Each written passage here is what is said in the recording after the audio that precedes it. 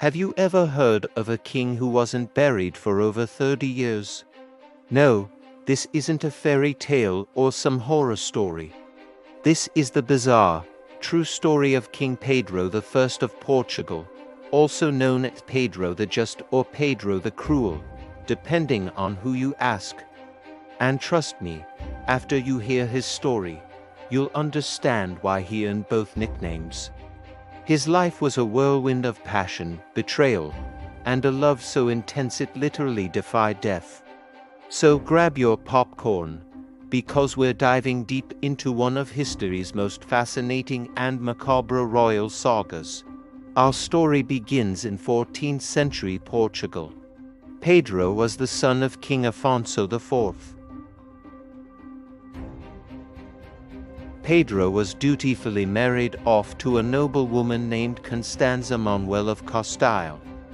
It was a standard political arrangement, designed to strengthen ties between Portugal and Castile. Pedro did his duty, but his heart wasn't in it. Why?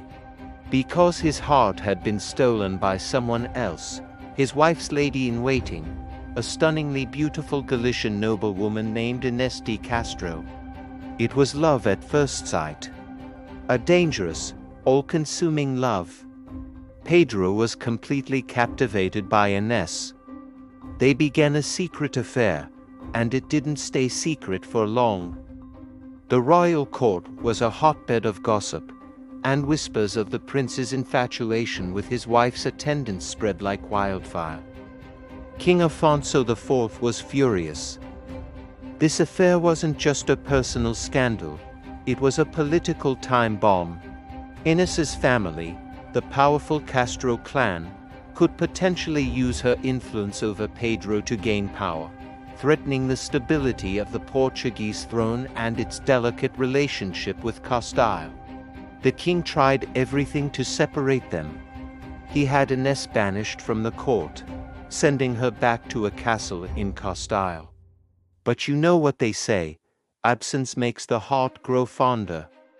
Pedro and Inés continued their romance through secret letters, their love only growing stronger with every obstacle.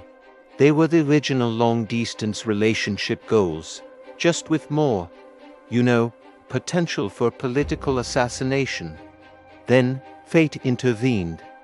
In 1345, Pedro's wife, Constanza, died shortly after giving birth to their heir, Fernando. For Pedro, this was a green light. He was finally free. He immediately arranged for Inés to return to Portugal, and this time, there was no hiding their relationship.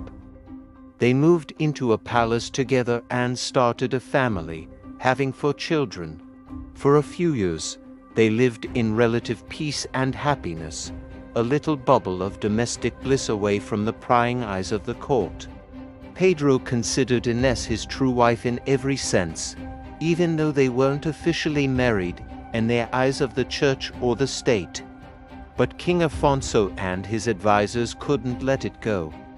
They saw Inés and her growing family not as a love story, but as a direct threat. They worried that her children might one day challenge Pedro's legitimate son, Fernando, for the throne, plunging the kingdom into a bloody civil war. The pressure on the king mounted. His counselors whispered poison in his ear, convincing him that the only way to secure the future of Portugal was to eliminate Inés de Castro permanently. So, in 1355, while Pedro was away on a hunting trip, King Afonso made a fateful decision. He, along with 3 of his counselors, traveled to the monastery where Inés was living. Legend says Inés pleaded for her life, surrounding herself with her children, hoping the sight of his own grandchildren would soften the king's heart. It didn't. The assassins, acting on the king's orders, brutally murdered her. When Pedro returned and found his beloved Inés dead, his grief turned into a white-hot rage. The just prince was gone, and in his place stood the cruel. He declared war on his own father. A brutal civil war tore through Portugal, a son's fury unleashed against the king who had destroyed his happiness. The conflict only ended when the Queen Mother intervened, brokering a fragile peace. Pedro agreed to lay down his arms, but he never forgave his father. 2 years later, in 1357, King Afonso IV died. Now, it was King Pedro I on the throne, and he had a very long memory. His first order of business, justice, or, as some might call it, revenge. He hunted down the 3 counselors who had murdered Ines. 2 of them were captured, but the 3rd managed to escape to Castile. And what Pedro did to them is the stuff of legend. He publicly declared that he had secretly married Ines before she died, making her his lawful wife and, posthumously, the Queen of Portugal. Then, he held a public trial for the 2 captured assassins. The punishment he devised was gruesome. He had one man's heart ripped out from his chest, and the others from his back, all while they were still alive. Pedro allegedly said that men who had destroyed his own heart didn't deserve to have one themselves. This act cemented his reputation as Pedro the Cruel. But he wasn't finished. This is where the story takes its most famous, and most macabre, turn. Pedro ordered Ines's body to be exhumed from its grave. He had her corpse dressed in the finest royal robes, adorned with jewels, and placed on a throne right next to his own in the cathedral. Then came the ultimate act of devotion and power.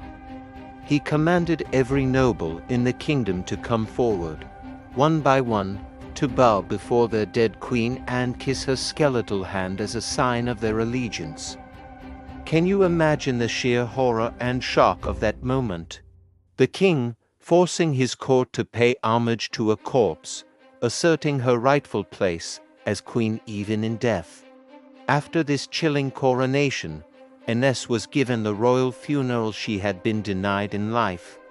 Her body was placed in a magnificent, custom-built marble sarcophagus at the royal monastery of Alcobaça, and Pedro commissioned an identical tomb for himself to be placed right opposite hers. He ordered them to be positioned foot to foot, so that on the day of resurrection, the very first thing they would see when they rose would be each other. Now that is a love that transcends time itself.